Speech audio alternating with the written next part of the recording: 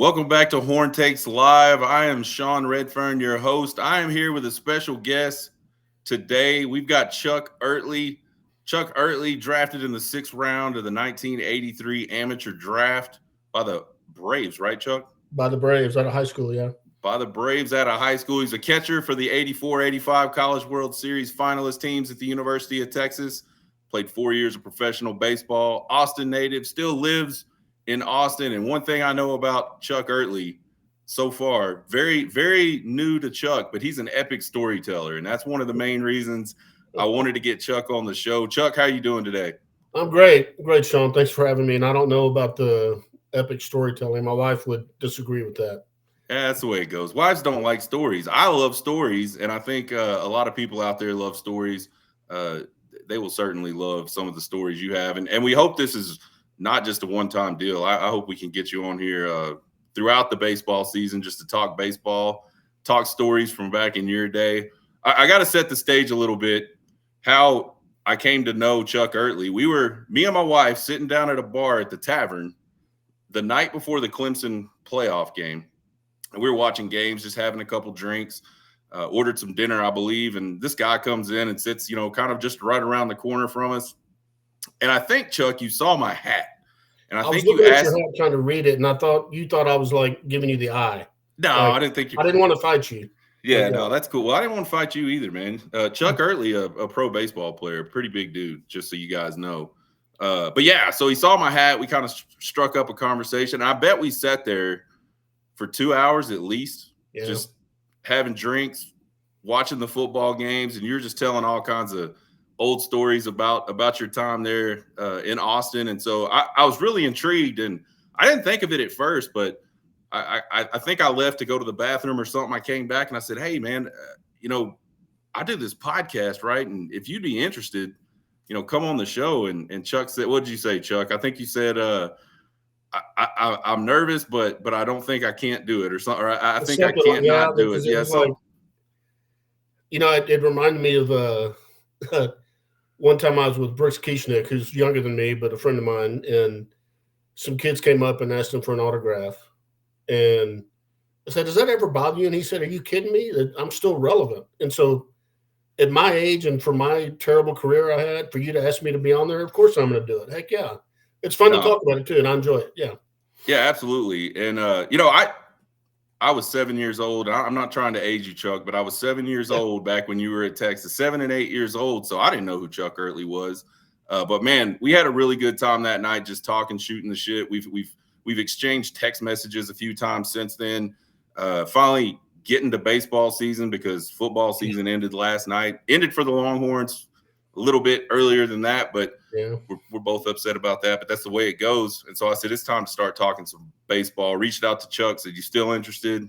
Here we are, and here we'll go. So we'll do a little bit of Q&A here, and then we'll have some story time with Chuck. So I got to ask you, you're from the old school and you're a catcher. And I got to ask you two questions about being a catcher.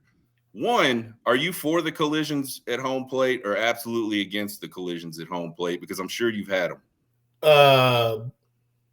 So I know what you mean by that question. And so I'm not for the collisions, but I'm for allowing to block the plate. So of course, I've only got hurt once in my career. I played high school football. And then not after that, but obviously I played baseball further. And the only time I got injured was a collision at the plate. I broke my arm. Oh no! Pretty bad. Broke both the bones in my left arm twice in two places. Was that in part of the game is it's kind of like football. That's my plate, and I'm going to try to stop you from scoring. It's nothing personal. I'm on a group text that it's not just baseball players, but it includes Brian Johnson. If you remember him, he was right behind me. Cameron Rupp, he's the youngest guy on the text, who played in the big leagues. And we all agreed that you should be able to block the plate. And that's part of the game, is the collision. Now, it hurts, but I think they should be able to block the plate. I think you should be able to break up a double play. That's kind of old school. But to answer your question, yes, I'm for that collision. Yes. And back when you played in college, were the collisions allowed? Because I know even before they came out with the rule that you couldn't block the plate without the ball, which is the rule today. I'm pretty sure at some point in college baseball, before that, the rule was you can't even hit the catcher. Like you have to do your best to avoid the catcher when you slide. Was that how it was back when you played in the 80s, or You was it could just not, I have to remember, you couldn't stand in front of the plate without the ball. right? That's a fine line. That's a judgment call. And it's funny because my high school coach, I'll try to make it real short here, but my high school coach is still in Austin. And the first Friday of every month, he has a breakfast at Maudie's Cantina for all the old baseball guys. And when Coach Gus died, it was kind of a memorial to him. That's 2 or 3 years ago. And Tom Jenkins is an old umpire, knew him all through high school, umpired at Texas. And I was talking to Tom, just kind of catching up, and he said he remembers when they implemented the rule that you couldn't run over the catcher, that it was me catching and somebody ran me over. He said I held on to the ball. I don't remember any of that. Oh wow! But he said he claims that was the first call of getting a guy ejected for running over the catcher. So that would have been probably my junior year. But I don't remember that. Before that, it was, if you're blocking the plate and you slide, as long as you didn't go out of your way, step out of the baseline to run them over, you could do that, as I recall it. But I'm old, like you mentioned. So no, you're not old, Chuck. You're seasoned. You're what is it? You're aging finely. You're like a fine wine, man. The older you get, the better you go. I feel better all the time, Chuck. I'm 47, and I'm almost in the best shape of my life. Not really, but well, I can tell you now, I'm going to be 60 in about 4 days. Outstanding. And that is old. Yeah. Well, happy birthday, or happy early birthday to Chuck Oertli, folks. Yeah. Make sure y'all reach out to Chuck at 87 Horn. That's his Twitter. He said he doesn't tweet at all, or X or Z or whatever it's called today, but maybe we can get him involved. I know some of his buddies do. I see him on there. I see Greg Swindell on there a lot. And old Zonk, I see him as well. Greg Swindell is Zonk, right? No, Zonk is Keith Moreland. Keith Moreland, yeah. Okay. Swindell is Zeke. Zeke, okay. Yeah. Zeke and Zonk. That's right. That's right. I'm gonna miss those guys in the booth, man. They were fun to watch on the Longhorn Network. That's the one bad thing about Texas to the SEC from a baseball perspective, in my opinion, is the whole no more Zeke and Zonk together. They were good. I agree with that. They do a great job. And what's funny is I don't know if you know Greg, but in real life, Greg doesn't talk that much.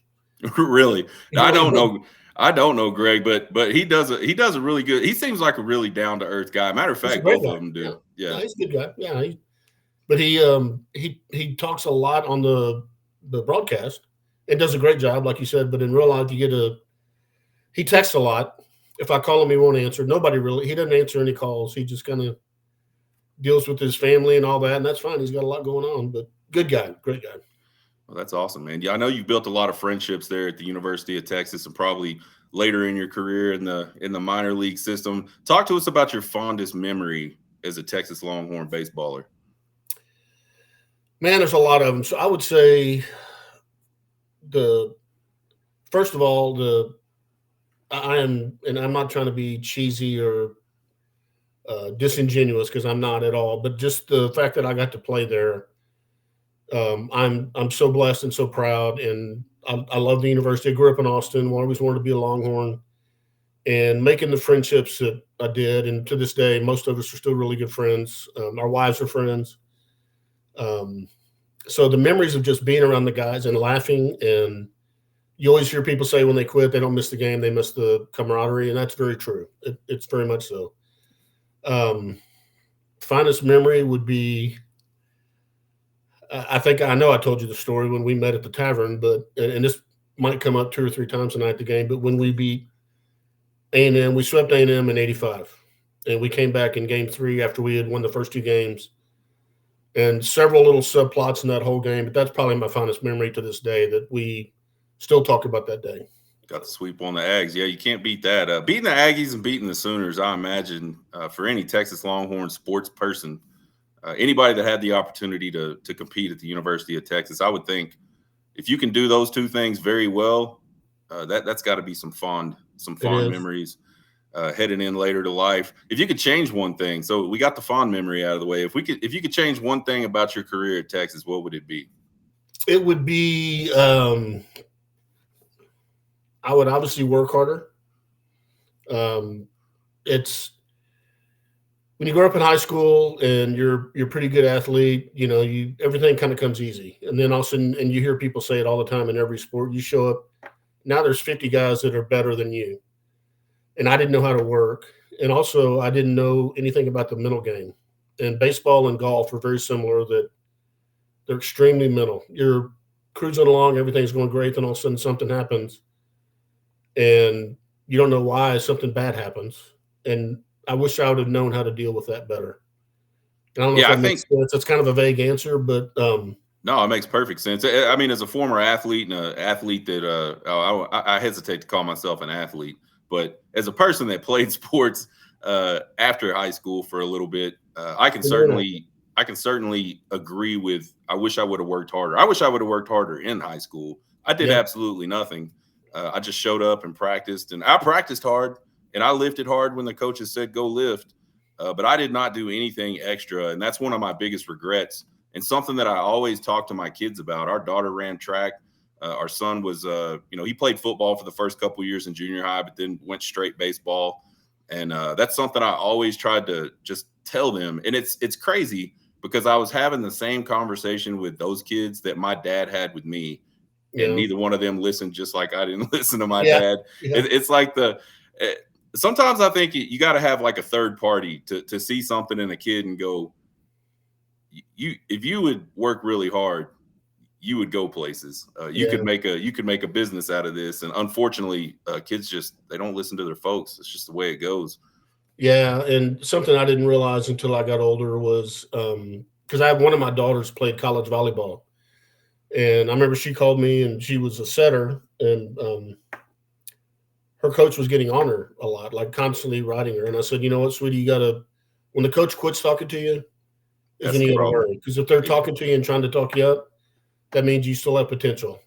And um, I never really experienced that day, but I kind of knew toward the end of my time at Texas that this young man named Brian Johnson that was right behind me was going to be way better than me.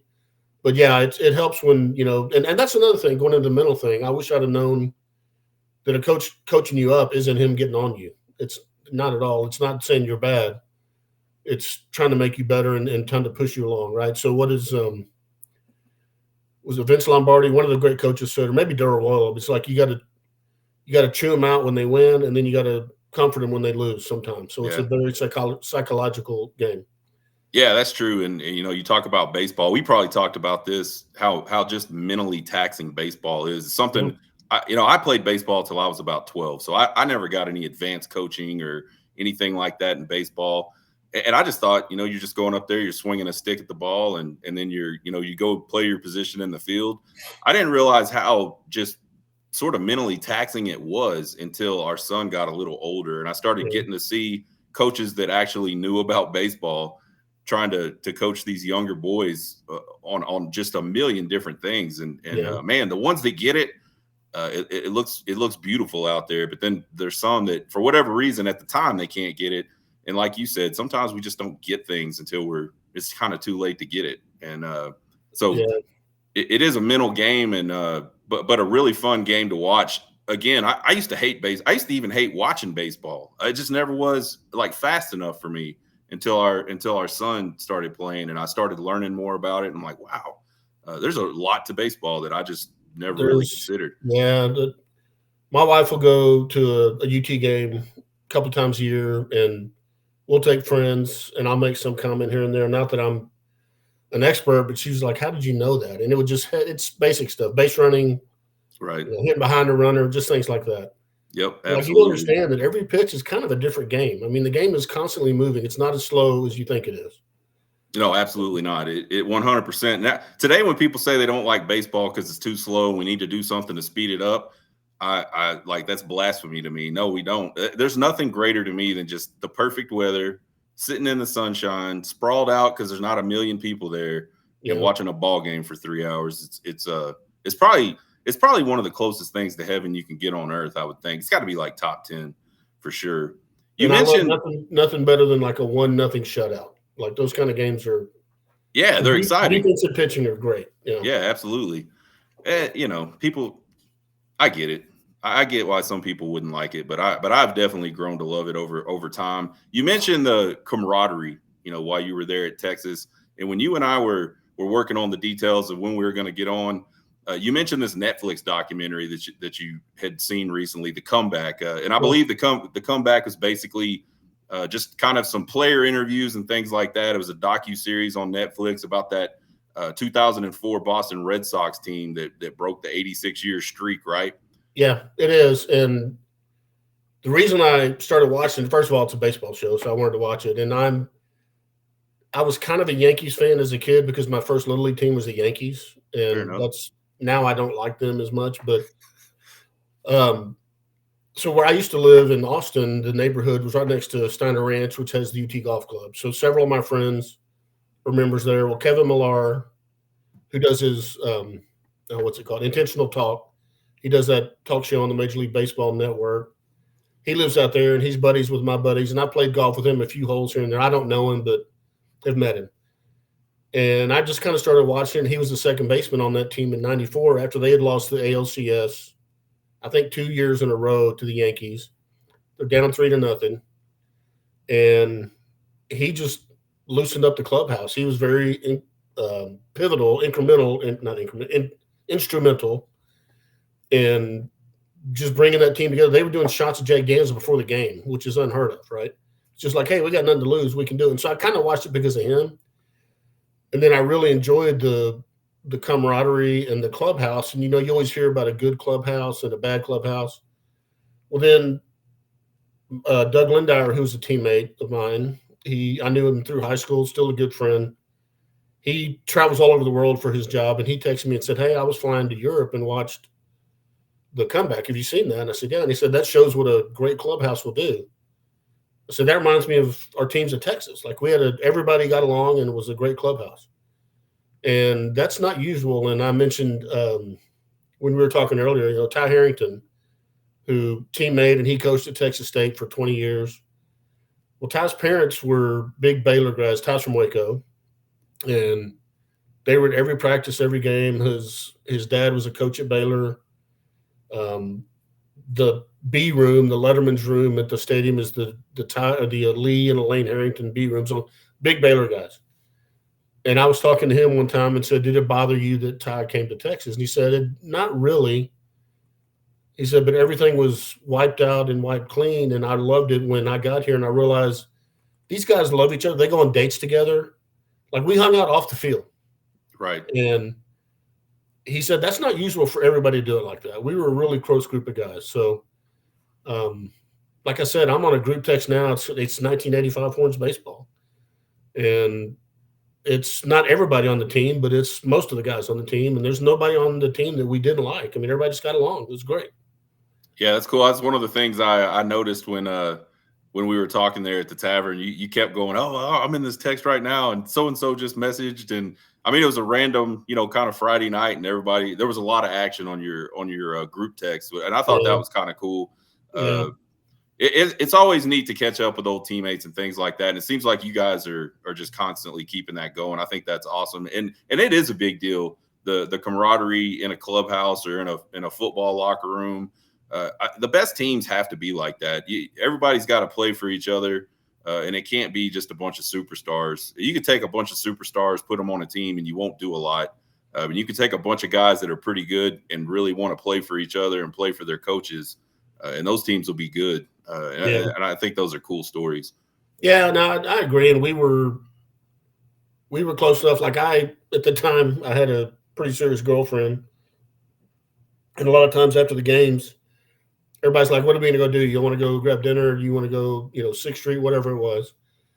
And I wasn't always going with them, but we were always invited and it would show up occasionally and do all that. And I became a lot closer with some of these guys later on in life, like in my 20s.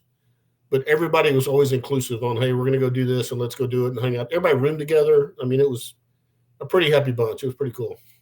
That's awesome, man. That good memories right there for sure. Besides all the winning, I mean, you guys did do a lot of winning too. I'm sure y'all had a blast and were friends and all that, but y'all won a bunch of games back to back College World Series finalists, right? Yep. So 83, they won it. So I got recruited. recruited. Coach Gus called and said, "Do you want to play?" I was like, "Yeah." That was my recruiting. But you mentioned earlier I got drafted by the Braves. I was in Atlanta watching the College World Series on the TV at the hotel with my dad and watched Texas win. And then 2 months later, I'm on the field with these guys that I just watched on TV. It's like, wow, that's cool. So then my freshman year, which I didn't play hardly at all, but we ended up in Omaha, lost to Cal State Fullerton, coached by Augie Garrido. Mm-hmm. And that was a tough one, but it was also, I didn't know any better. I just kind of thought you show up and you go to Omaha and you win. And then 85, and I know you're going to get to the hardest defeat because you asked me about my best memory, and I will tell you, I'll cut to the chase. 85 losing to Miami in the national championship by far, not even close, was the toughest one because that team, we were really good. It was a true double elimination tournament back then. And we lost twice. I mean, Swindell was pitching. We had a guy that's one of our best players, All-American, great guy, just make an error on a foul ball, not even his fault. It was a tough play. Next pitch, the guy, if I remember right, hits a double and scores 2 runs, and they end up beating us. Well, then we still got another game to play, and then we just kind of fell apart, and we lost 10-4, I believe. Yeah, those and are. That one still stings because we were. There's no way we should have lost those games. So.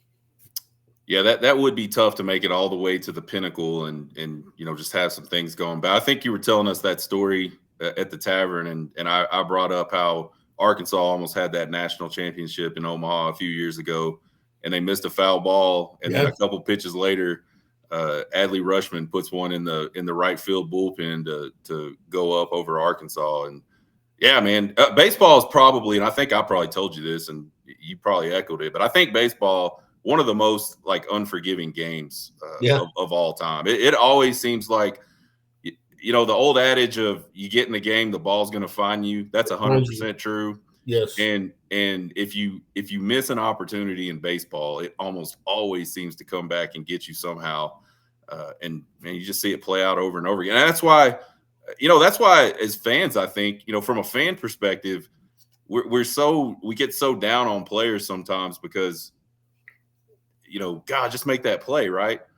But what a lot of fans don't understand, and I don't fully understand it, is just how hard that stuff is. And you really don't understand how awesome it is that people can make it look that easy as many times as they make it look that easy. And then one time they make a mistake or it just doesn't work out, and everybody wants to act like it's the end of the world and they shouldn't play anymore and all that crazy stuff. So yeah, very unforgiving game. They'll praise you and go, yeah, that was routine on the I'm deep in the hole, jump up and throw it to first from the shortstop position.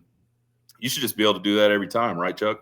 Well, how about the poor guy for the Ravens the other night? Yeah. The pass. I mean, great tight end. Dropped the pass, fumbled earlier in that fourth quarter. He'll catch that ball 200 times out of 201. Yep, you're absolutely right. That's a rough one. But I'm not so sad about that guy because he's a Sooner. So, I mean. Oh, I know. And I was kind of pulling for Buffalo anyway. But yeah, I'm a little petty. I'm sorry. I'm a little petty. Yeah. So, a lot of people don't know how tough it is to play catcher. And I kind of got a funny story about this. We were in a baseball tournament. I think the boys were, and I say the boys, all we've got the one son, but I help coach some of these teams. So I'd say the boys. We were in some tournament down in San Angelo, Texas, and we were losing. We were losing our second pool game pretty badly. So we just kind of said, we're going to kind of just play some players at some different spots and see what we can find. And our son said, Dad, I really want to play catcher. And my son is not a very big guy. And back then he certainly wasn't a big guy. He might've weighed all of like 75 pounds back then. Yeah. And he throws all this catcher's gear on and goes out there and plays catcher for an inning. And, he struggled, man. He struggled just to stand up and run with all that stuff on and just seeing the ball and catching the ball. He comes over after that half inning's over and he goes, Dad, I don't ever want to play catcher again. He said, put me anywhere you want to put me, but I do not want to ever play catcher again. So talk to us about the toughest part of being a catcher. Oh, man. So I didn't start playing until I was 8, like organized baseball. We didn't have T-ball. Um, I was the youngest kid on my block, and so we would play with a tennis ball and a bat and do all that, but never organized baseball. Excuse me. And I was a big kid. I mean, I was tall. I wasn't as robust around as I am now, but I was a big kid. And I wanted to pitch because everybody wants to pitch. Right. And my dad just said, you know what, just try catching. And so I tried catching, and that's all I ever did the rest of my career. So I didn't really realize what the other positions were like. A few times in the minor leagues, I'd play first, DH a lot, which is kind of boring. The hardest part is just the beat down of the foul tips. And it's not even blocking the balls so much. It's not so much blocking the balls, but the foul tips of at the end of every game, you're black and blue on the inside of your thighs, your arms, your shoulders. And it's like somebody coming up and punching you 5 or 6 times a day, every day. Yeah, I And don't. that sounds kind of petty, but it just wears you down. At the end of the week, you're just beat up. I think all the So movement too. I played catcher some in my short, brief little league career because I was the big guy, and they're like, "Oh, you're the big guy. Go be the catcher." And I remember, and these kids aren't throwing hard. I mean, they might be touching like 55, 60 miles an hour, but I yeah, remember miscatching the ball sometimes, like on yeah, my thumb instead of deep into the pocket of the glove. How oh how yeah. often is that something that still happens to really skilled catchers, or by that point are you guys pretty much catching it in the web and in the pocket well? Because I have no that idea. used to hurt. I have no idea what you're talking about. I've never done that. So no, I'm Oh yeah, kidding. so No, no, it happens all the time. Yeah, no, it. Um, One of my college teammates, Mark Pitkazik, he played in the big leagues for I think 7 or 8 years. He threw a fastball that broke really late. Like he could move it any way he wanted, and it was really, really late. And so you want to catch the ball right here. And a lot of times I'd have this finger would be fat up here because you hit up here, it hits down here in the Mhm. thumb. And it hurts, but you have to keep playing and keep catching and just do it. So yeah, no, it happens a lot. Yeah. Yeah, I mean, I remember as a kid just being like, I don't want to do this. This hurts. This hurts. I didn't mind football getting hurt because I was like inflicting some pain at the same time. It's just kind of Yeah. part of the deal. I didn't like getting hurt by a ball, Yeah. uh, and then chasing it. When this isn't a question I served you up, but I'll ask it. Who's the toughest guy you ever caught as a pitcher? Who's the guy that maybe you weren't just like, damn, I don't want to catch this guy, but really made you work for it behind the dish? Bruce Ruffin. Bruce Ruffin, tell us about him. Big lefty, threw in the big leagues, had a really good career, probably 12 years. Um, Threw hard, threw a real heavy ball. Like even his fastball would just kind of sink. He threw it kind of three quarters and it would hit your mitt and just hurt. But he had a slider that was, remember Steve Carlton? That may be before your time, but Steve Carlton was known for his slider.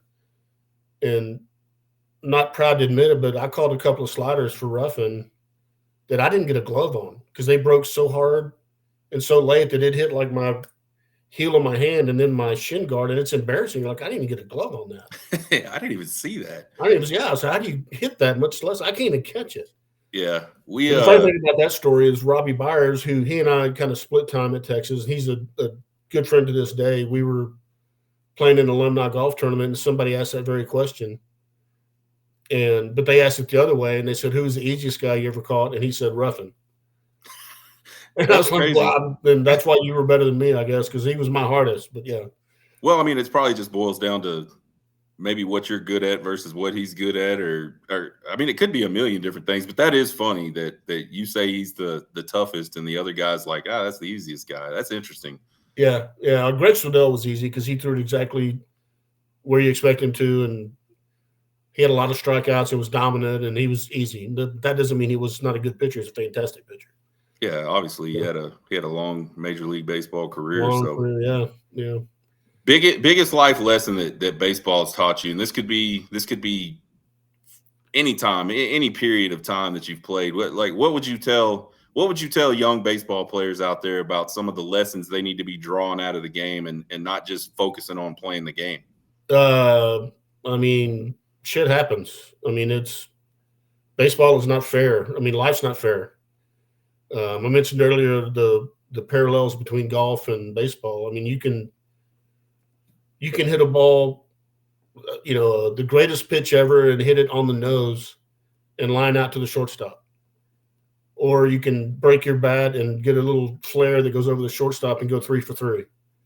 It exposes, like you said earlier, the ball will find you, and it's not fair. You can't sit there and go, man, I should have done this and that. I mean, we've all had games where you hit the ball hard 4 or 5 times, like on the nose, and didn't get a hit.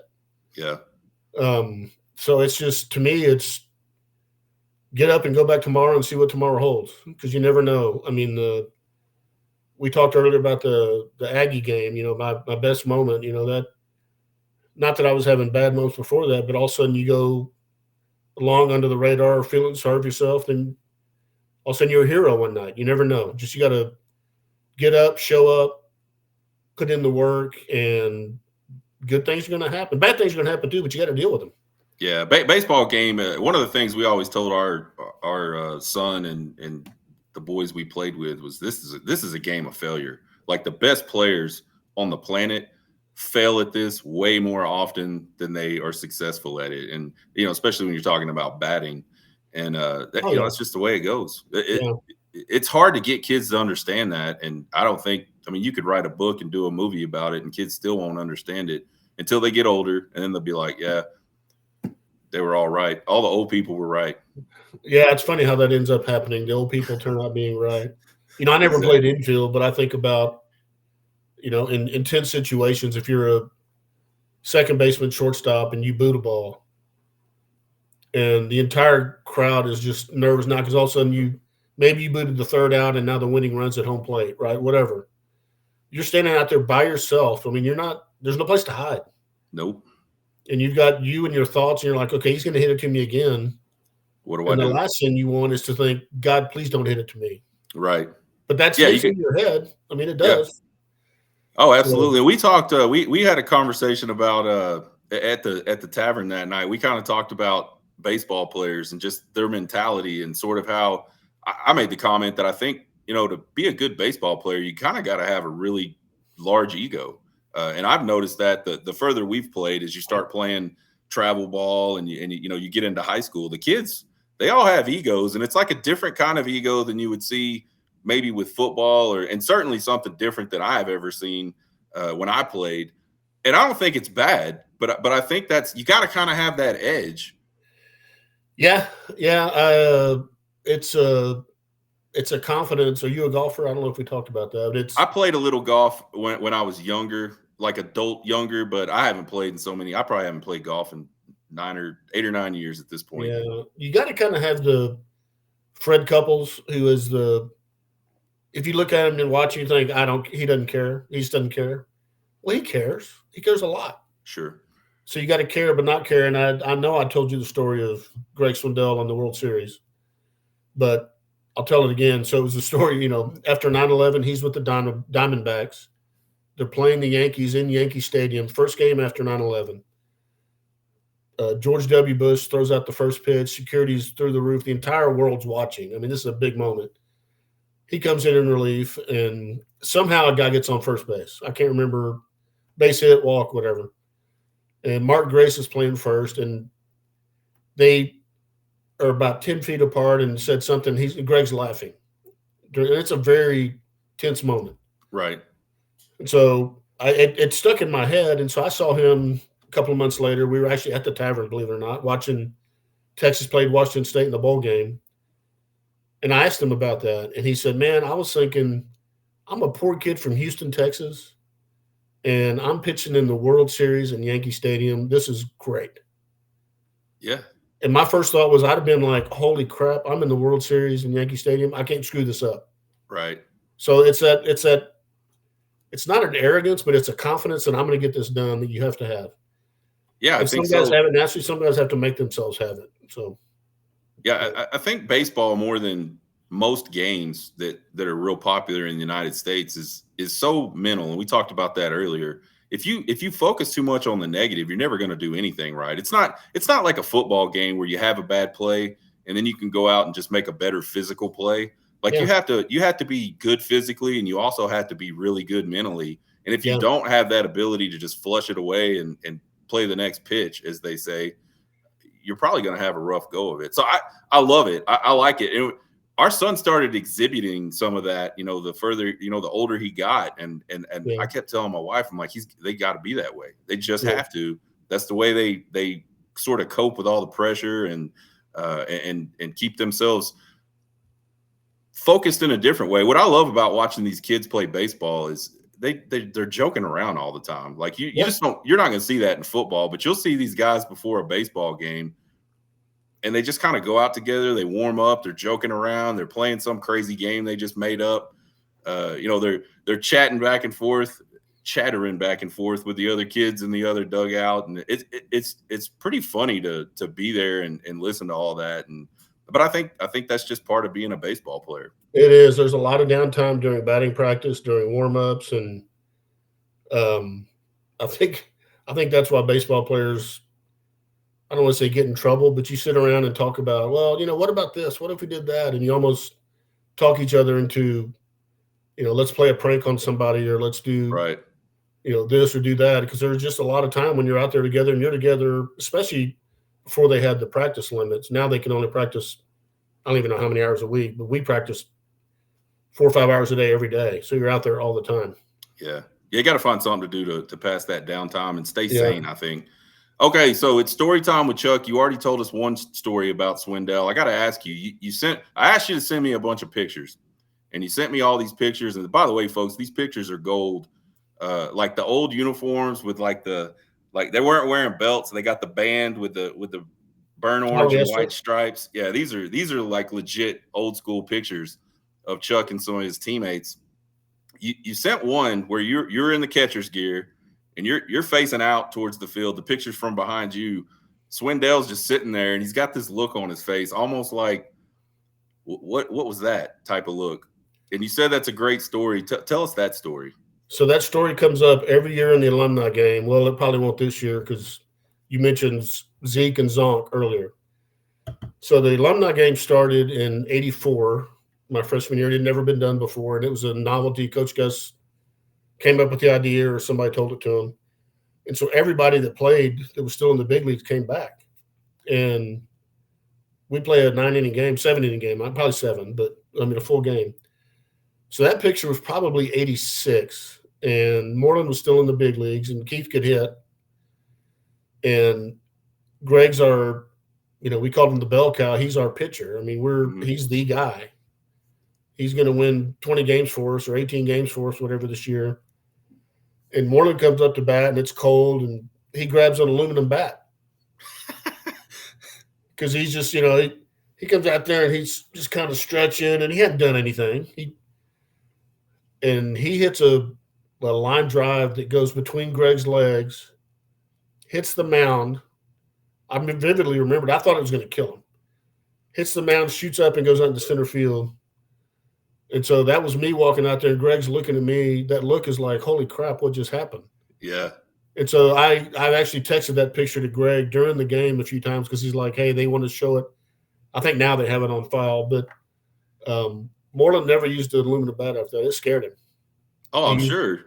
He used the wooden bat. I don't know how it didn't hit Greg, like right in the junk. Like it went right between his legs.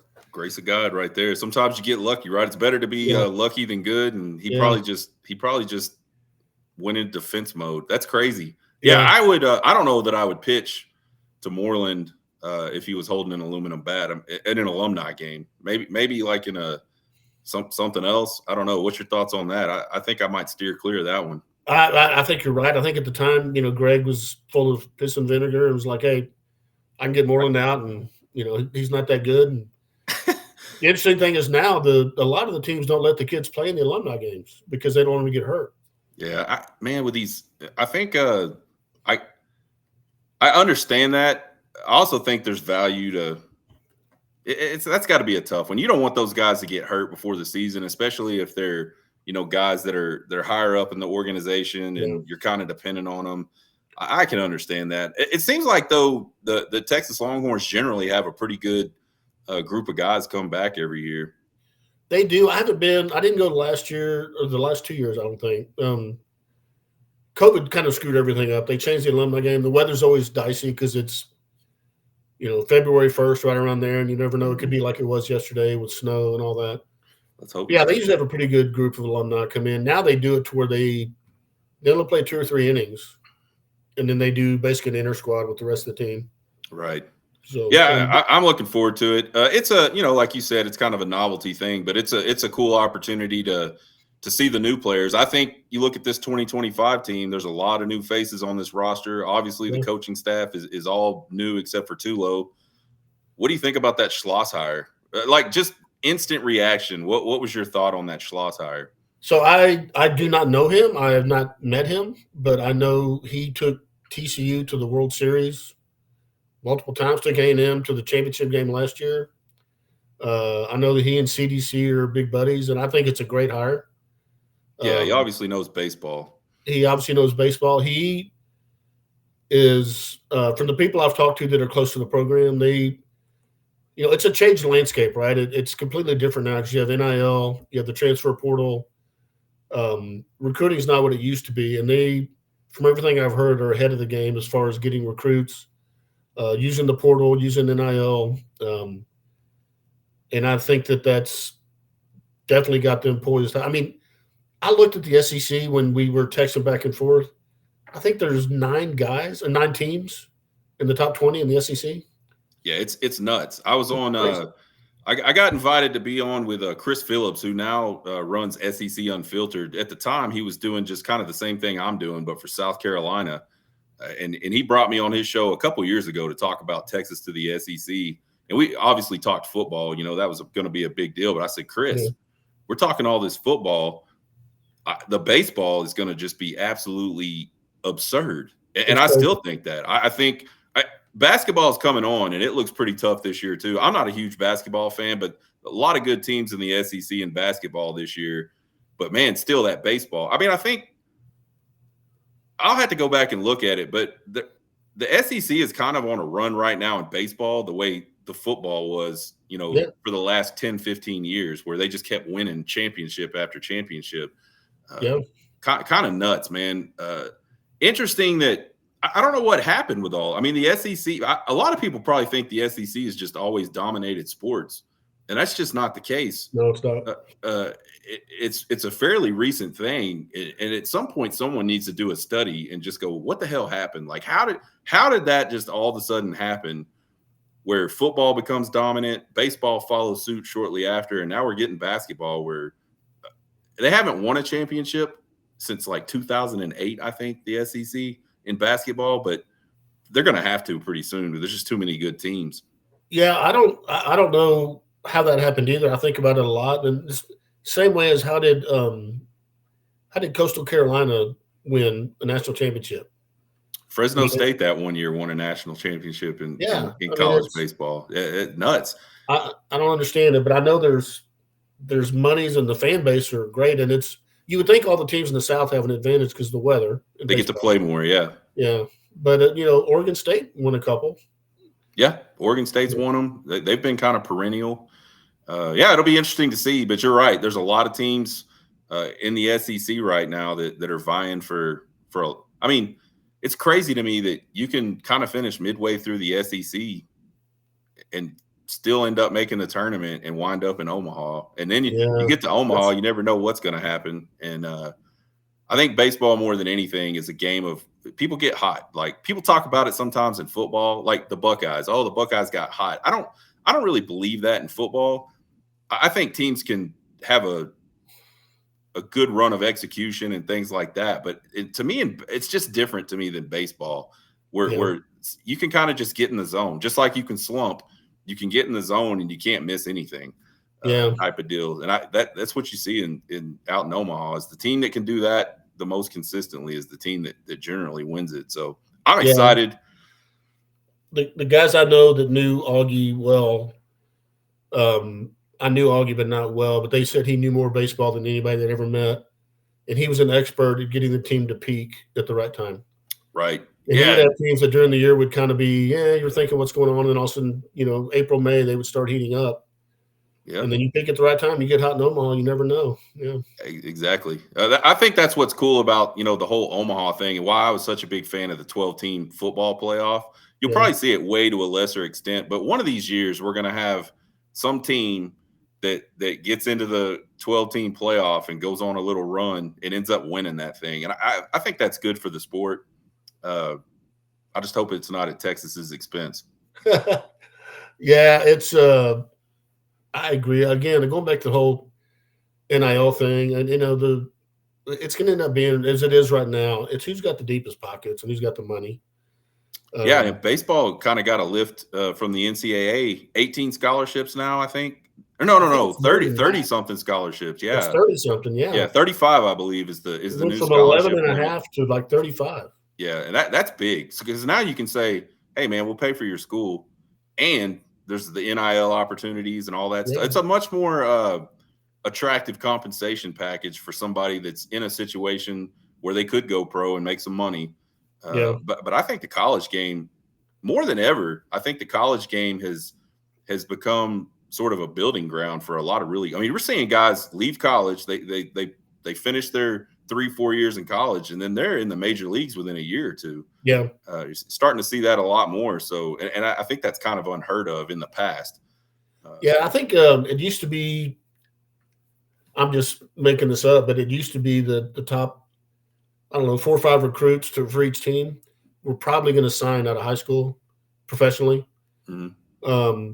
Now there's not as many minor league teams because of COVID. Went from 7 teams per organization. I think now there's 4 or 5 or whatever. But and NIL money changed it too, to where you can go to college, you can still make some money, and it's an insurance package. So I do think that more people are going and using college as a minor league.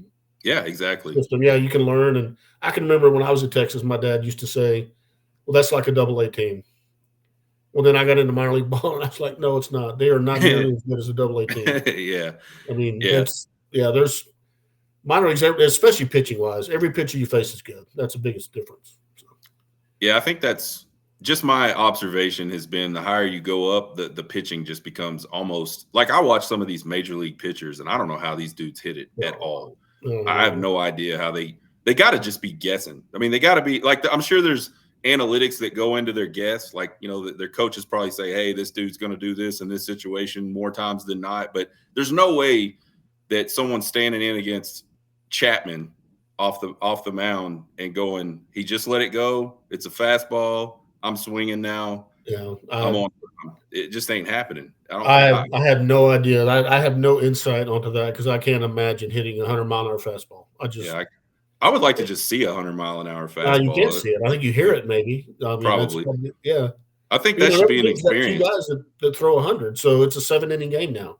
Right. Exactly.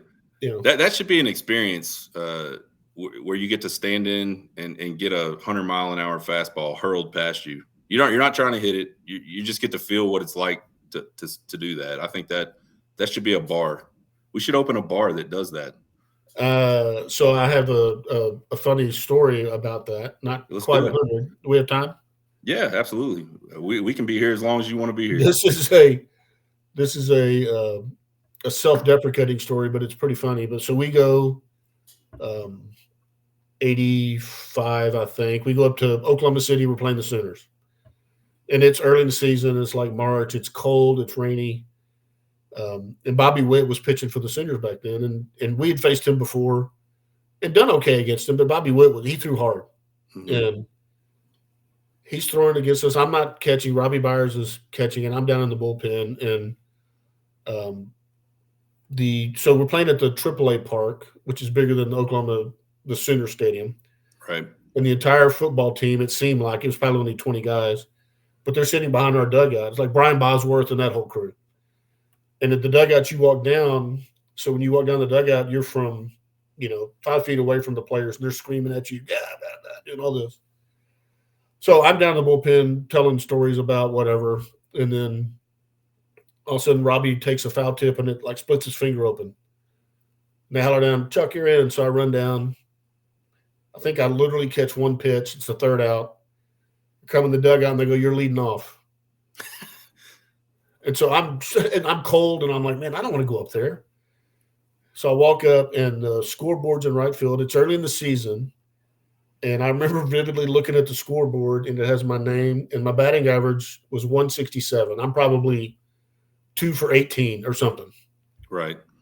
And I just remember looking at the catcher and the umpire and I go, man, I wish they wouldn't put that up there. Like, I mean, I was down there playing Jeopardy or whatever I'm doing in the Right. bullpen. This always happens to me. And then right before Witt goes in the windup, I hear one of the football players go, look at this guy, 167. And so they start chanting, 167, 167. And I'm trying to keep a straight face. 98-mile-an-hour fastball. Pow, strike one. 166, 160. So now I'm trying not to laugh. Right. Next pitch, same thing. 98 fastball, 165. So I'm thinking, God, just get me out of here and don't kill me. And he throws a slider like 89, breaks it, starts at my hip, breaks across the plate. I go over to the dugout, and I'm trying not to make eye contact with the football players.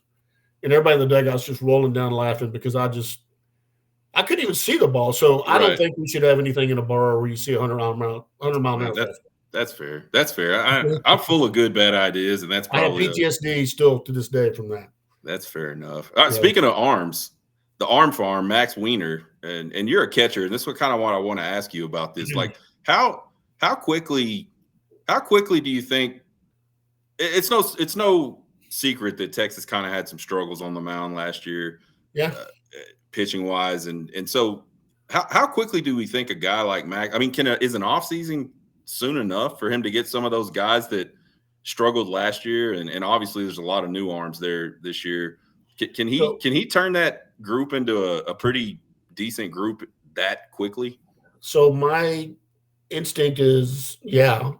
I mean, I know that he's very well respected in the coaching circles from guys I've talked to, and young guy, has a lot of attention from other coaches around the country on what he can do because he has a different approach, and I'm not sure exactly what that is, but he approaches a lot on the mental game of pitching, like we talked about earlier, because pitching is very mental as well.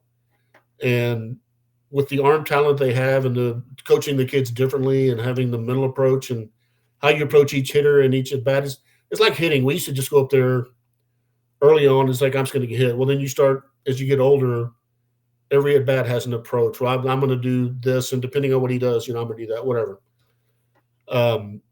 I don't know about the talent just because of the portal, but I know that they've had great recruiting classes, and I have no reason to think that they won't do great. And I think Tulowitzki's another one that the kids relate to him. They're both young. I mean, Max is in his 30s, I think. And they relate to the kids. So I think the coaching staff is going to do fantastic. And I know I've never met Tulo, but I hear nothing but great things about the way he teaches and the way the kids respect him. And I think same things are being said about Max. Yeah, I think, you talk about Tulo. I don't have any inside track information either, but I just feel like, and everything I've heard, wherever it comes from, has been that, man, he's the guy, man. The players really love playing for Tulo and getting coached by Tulo. And obviously that's happened for Max Weiner in the past because A&M had a damn good pitching staff last year. Oh, yeah.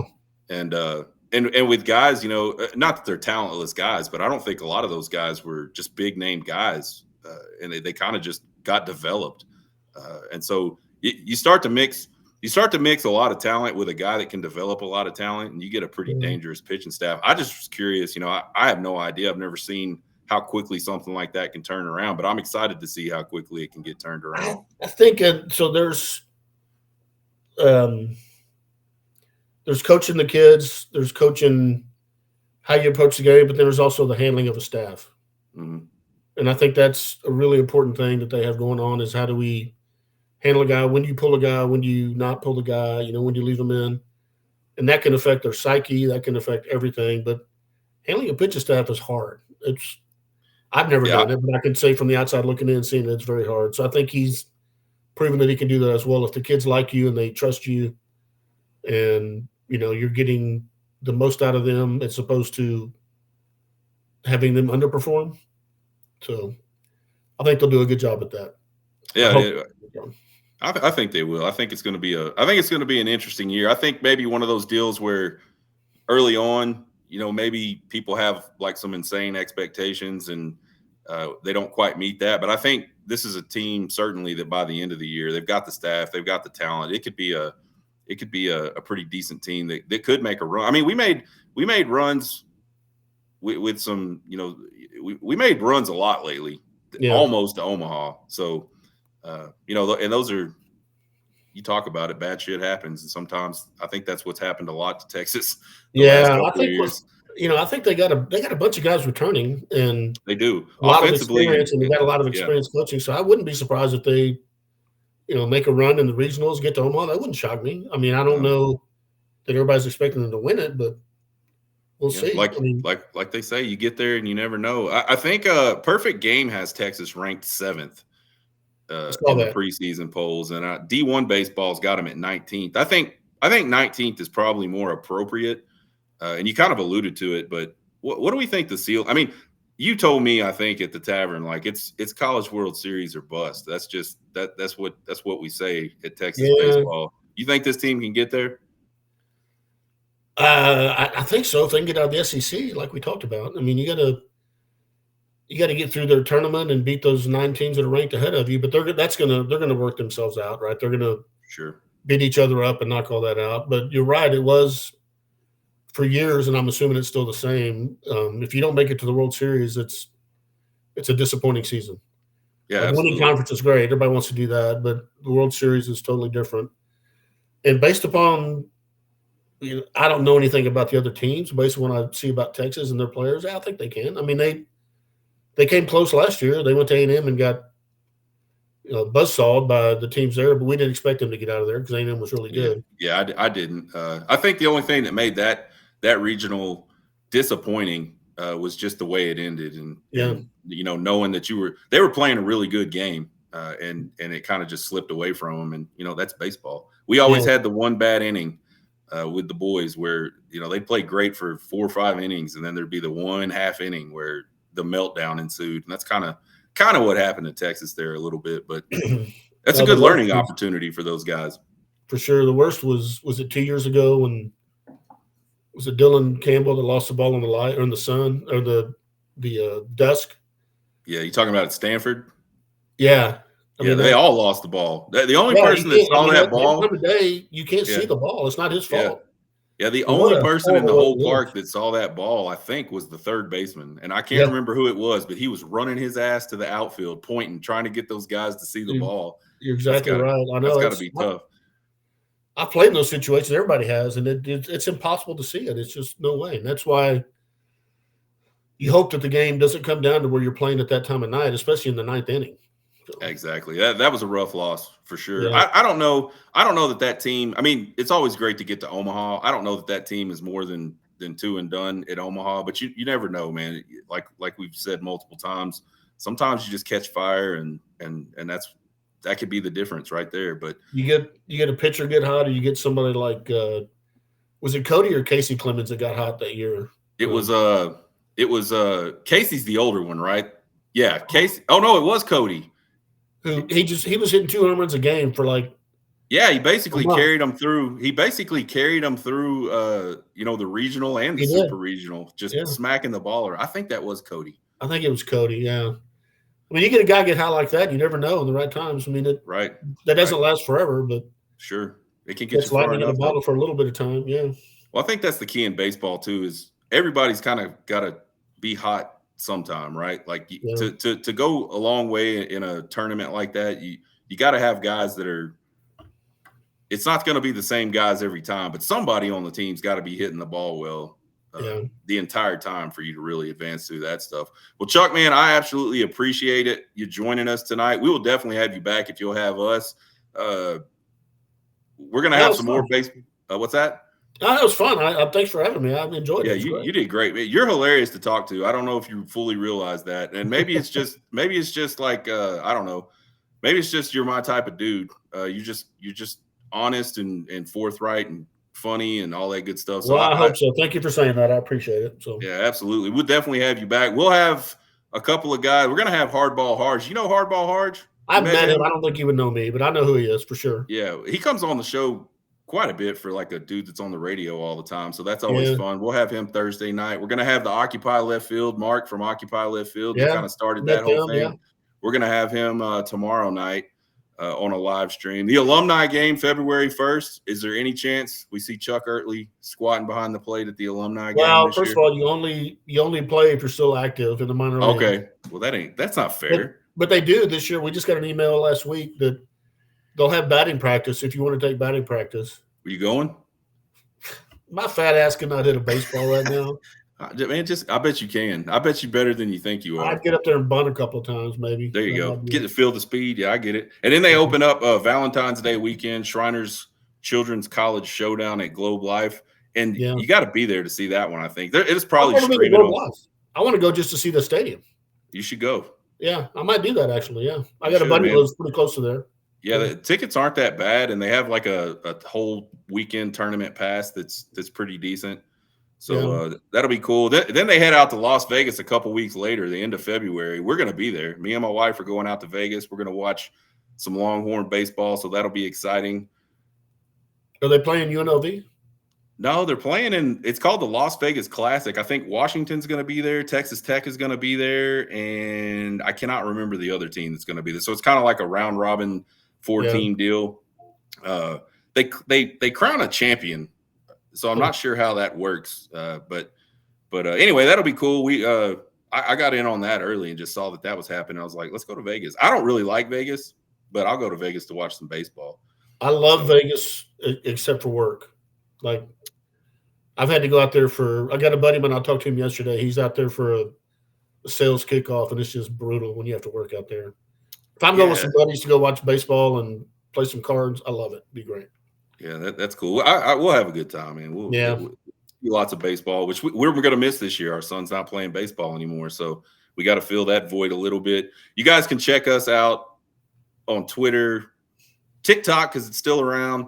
YouTube at Horn Takes. You can email me at horntakespodcast@gmail.com with all your questions, comments, concerns, criticisms. You guys know I love them all. Again, Chuck, thanks for being here tonight.